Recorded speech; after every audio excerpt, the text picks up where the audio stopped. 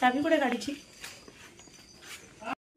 नमस्कार सगळ्यांना, श्री स्वामी समर्थ. तुम्ही पाहत असाल आज सकाळी सकाळी, आता ही जवळपास 6 ते 6:30ची वेळ आहे. मी निघालेली आहे माझ्या बहिणीच्या घरी महालक्ष्म्या पूजनासाठी. आमच्या घरी देखील महालक्ष्म्या असतात, पण यावर्षी काही कारणामुळे बहिणीच्या घरी मला जावं लागलं. कारण तिच्याकडे तिने मला आमंत्रण दिलं होतं आणि 2-3 वर्षापासून ती बोलवते आहे की ताई तू ये म्हणून. पण यावर्षी मला जावंच लागलं, कारण तिच्याकडे ज्या करणाऱ्या स्त्रिया होत्या किंवा महालक्ष्म्यांचं पूजा करायसाठी जे आपण म्हणतो त्याला की मनुष्यबळ जे होतं ते कमी पडणार होतं. त्याच्यामुळे विचार केला, चला म्हटलं आपल्या घरच्या तरी महालक्ष्म्याच आहे आणि बहिणीकडच्या तरी महालक्ष्म्याच आहे. माझ्या बहिणीचं घर आहे माझ्या घरापासून जवळपास 200 किलोमीटर अंतरावर आहे आणि सध्या बसेसच्या तर इतक्या गर्द्या आहे, त्यामुळे स्वतःचीच गाडी काढली आणि आम्ही निघालो आहे प्रवासाला. आता काही जणी म्हणतील घरच्या महालक्ष्म्या म्हणजे आमच्या मोठ्या घरी, म्हणजे माझ्या मोठ्या जावेच्या घरी असतात. पण यंदा म्हटलं बहिणीला थोडी मदत करायला जावी, नाहीतर दरवर्षी मी मोठ्या जावेकडे म्हणजे आम्ही एकत्रितपणे घरी बसवत असतो आणि त्या महालक्ष्म्या ज्या आहे त्या मोठ्या जाऊबाईंच्या आहे. म्हटलं यंदा आपल्या बहिणीकडे जावं.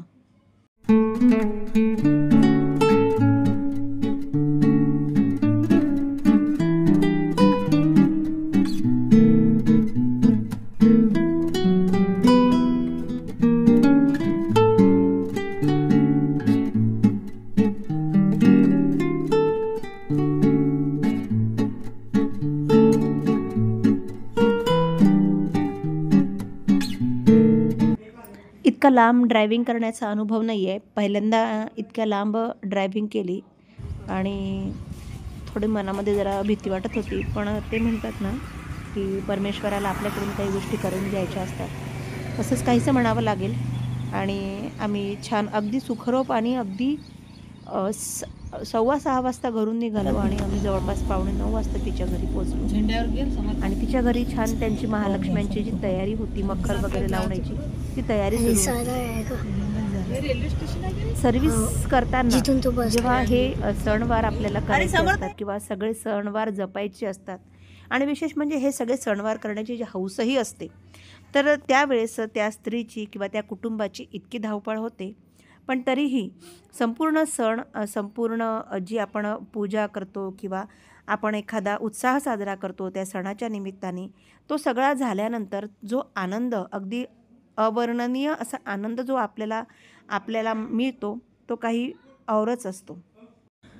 सुमारे 2.5 ते पावणे 3 तासाचा प्रवास करून आम्ही आलो आहे आता इथे बहिणीच्या घराजवळ. हा त्यांचा राहण्याचा परिसर आहे, त्यांच्या कॉलनीचा परिसर आहे आणि इथे बहिणीची तयारी सुरू आहे, त्यांचा मखर वगैरे लावणे. घरून सकाळीच निघालो होतो, त्यामुळे प्रवास करताना किंवा गाडी ड्रायव्हिंग करताना अजिबात थकवा आला नाही. आणि विशेष म्हणजे हा जो रस्ता होता, ह्या रस्त्यामध्ये आम्हाला छान डोंगर आणि एक छोटीशी नदी लागली. ते नदीचा व्हिडिओ शूट नाही करता आला. म्हणजे निसर्गातली हिरवळ जी आपल्याला फारच, आपल्या सभोवती निसर्ग तर आता पाहायला मिळतो आणि असला तरी आपला कामाचा व्याप इतका वाढलेला आहे की त्या निसर्गाकडे लक्ष द्यायला देखील बरेच जणांना वेळ नसतो. त्यामुळे ह्या नैसर्गिक वातावरणातला प्रवास करत प्रवास कसा झाला आणि एक्सपिरियन्स, बापरे कपडा काय म्हणते एक्सपिरियन्स. मी एकटी गाडी ड्राईव्ह करून आणत होती, त्यामुळे तिला थोडी चिंता होती. त्यामुळे तिने आल्या पहिला प्रश्न विचारला की तुझा ड्रायव्हिंगचा एक्सपिरियन्स कसा होता. थोड्याशा गप्पा गोष्टी, चहा पाणी झाल्यानंतर आम्ही लगेच गणपती बाप्पांची आरती घेतली आणि लगेच महालक्ष्मींचं आवाहन करण्याची तयारी सुरू केली. कारण तुम्हाला मी आत्ताच सांगितलं की सर्व्हिस करता हे सगळे सणवार जपणं, त्यामुळे घरातल्या स्त्रीची इतकी धांदल होते, पण तेही देखील आनंदाने सगळं त्या निभावून नेतात आणि हाच आनंद माझ्या बहिणीच्या चेहऱ्यावर दिसत होता. आता तुम्ही बघाल की आम्ही अगदी वेळेवर सगळी छान तयारी केली आणि आपल्या गौराईंना, महालक्ष्म्यांना, म्हणजे आमच्या विदर्भामध्ये यांना महालक्ष्म्या म्हणतात, या गौराईंचं आम्ही आवाहन केलं. अगदी हसत खेळत, काही गप्पा गोष्टी करत, जेवढा वेळ मिळेल तेवढं, जसं शक्य होईल तसं तयारी केली आणि छान आनंदाने यांना आपल्या घरामध्ये स्थानापन्न केलं. महालक्ष्मी बसवायच्या म्हणजे बरेच स्त्रियांची अगदी 15 दिवसापासून 20 दिवसांपासून महिन्यापासून तयारी असते. पण हीच नेमकी पडेची बाजू असते सर्व्हिस करणाऱ्या स्त्रियांची. त्यामुळे आम्हाला सगळं म्हणजे ते म्हणतात ना की सगळे जे शोज असतात ते वन डे शो करावे लागतात. आता बघा सकाळीच हा मखर बांधणं सुरू केलेला आहे आणि त्यामध्ये तिचे मिस्टर देखील अगदी आनंदाने म्हणजे साडी नेसवण्यापासून गौराईंची पूर्ण तयारी करण्यापासून मखर बांधण्यापासून ते तयारी करू लागत असतात. आणि ही खरोखर फार कौतुकास्पद गोष्ट वाटते. कारण पुरुषांनी जर का इतका आनंद दाखवला किंवा इतका उत्साह दाखवला आणि इतकी मदत केली तर साहजिकच आहे कितीही मोठं काम असो स्त्रियांना ते अवघड वाटत नाही. तर हे बघा असं हे दोघा नवरा बायकोचं छान चाललं होतं. मस्त मखर बांधणं, सोबत माझ्यासोबत गप्पा करणं. म्हटलं यांचा हा जो क्षण आहे हा देखील आपल्या कॅमेऱ्यामध्ये टिपून घ्यावा.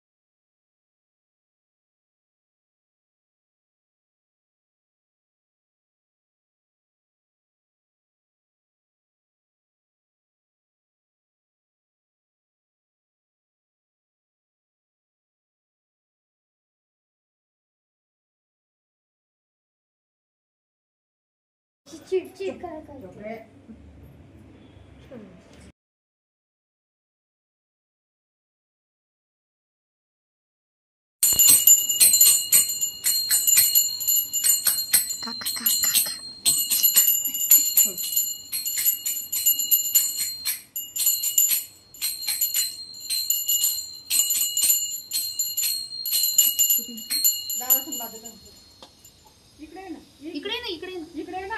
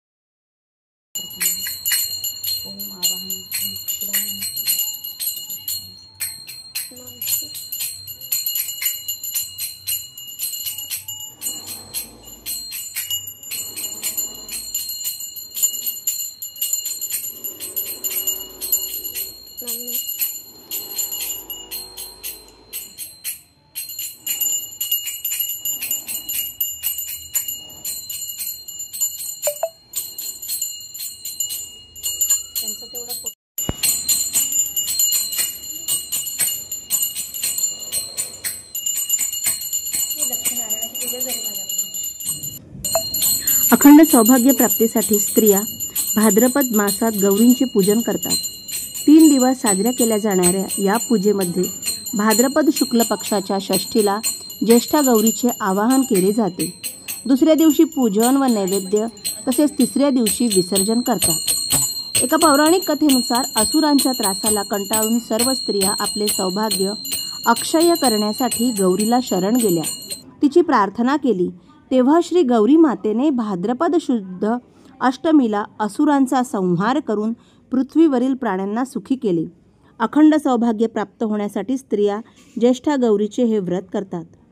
हे पूजन करण्याच्या विविध पद्धती आहेत. यामध्ये परंपरेनुसार धातूची, मातीची प्रतिमा किंवा कागदावर श्री गौरींचे चित्र काढून, तर काही ठिकाणी नदीकाठचे 5 लहान खडे आणून त्यांचे गौरी म्हणून पूजन केले जाते. अनेक ठिकाणी 5 लहान मडक्यांची उतरंड रचून त्यावर गौरींचा मातीचा मुखवटा बसवतात. काही ठिकाणी धातूच्या कोठ्यांवर मुखवटा बसवतात. काही ठिकाणी सुवासिक फुले येणाऱ्या वनस्पतींची रोपे, तेरड्याची रोपे एकत्र बांधून त्यांची प्रतिमा तयार करतात आणि त्यावर मातीचा मुखवटा चढवतात. रूढीप्रमाणे मूर्तीला साडी नेसवून अलंकारांनी सुशोभित करतात. गौरी सजल्यावर शुभ मुहूर्तावर गौरी बसवितात. गौरीला घरात आणताना रांगोळीने 8 पावले काढतात. थाटामाटात घरात आणतात. प्रत्येक पावलावर गौरीला थांबवून आत आणून आसनावर विराजमान करतात. महापूजनात पाना फुलांची आरास करतात. शेवंतीची वेणी माळवतात. हार, चाफ्याचे फूल, केवड्याचे पान वाहतात. गौरींची स्थापना झाल्यानंतर दुसऱ्या दिवशी ज्येष्ठ नक्षत्रावर महालक्ष्मींची पूजा करतात व महानैवेद्य दाखवतात. माहेरी आलेल्या गौरीला विशिष्ट प्रकारे पदार्थ खाऊ घालण्याची पद्धत आहे. माहेरवाशीन ज्येष्ठ गौरीला पूर्णावरणाचा नैवेद्य दाखवतात. त्या नैवेद्याला 16 भाज्या, 16 कोशिंबिरी, 16 चटण्या, 16 पक्वान्ने तसेच फराळाचे 16 पदार्थ करतात. पुरणाची 16 दिव्यांनी आरती करतात. पंचपक्वान्ने करतात आणि अशा पद्धतीने ज्येष्ठ गौरी मातेचे आवाहन पूजन करतात. तर अशा प्रकारे तुम्ही पाहत असाल आम्ही गौरी मातेचे किंवा ज्येष्ठ गौरी, कनिष्ठ गौरींचे आम्ही घरामध्ये आगमन केले. सर्वप्रथम त्यांना आपण जे हाताची किंवा पावलांचे ठसे काढतो त्यावर त्यांना स्थित करून सर्वप्रथम ज्या ठिकाणी आपला जो यज्ञ होत असतो, म्हणजे आपण ज्या ठिकाणी स्वयंपाक करत असतो त्या ठिकाणी त्यांना ते स्थान त्यांना दाखवायचं असतं. त्यानंतर देवघराचं स्थान त्यांना दाखवायचं असतं आणि मग ह्या गौरींचं छान विधिवत आपल्याला पूजन करून त्यांची आपण जी काही सेवा करणार आहोत, उपासना करणार आहोत ती करायची असते.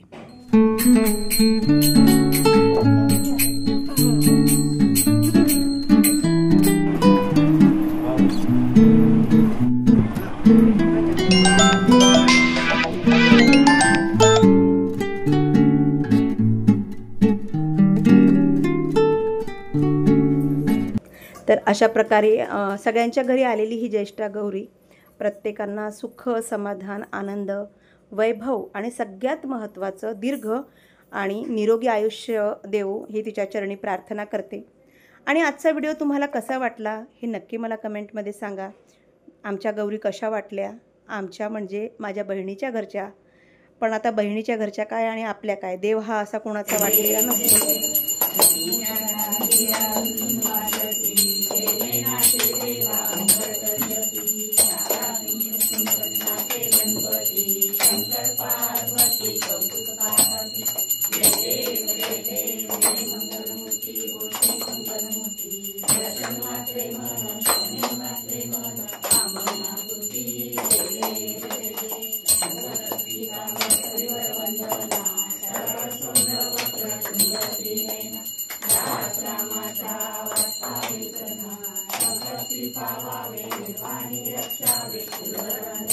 तुम्ही या आधीच्या व्हिडिओला खूप छान प्रतिसाद दिला, त्याबद्दल सगळ्यांचे मनापासून धन्यवाद.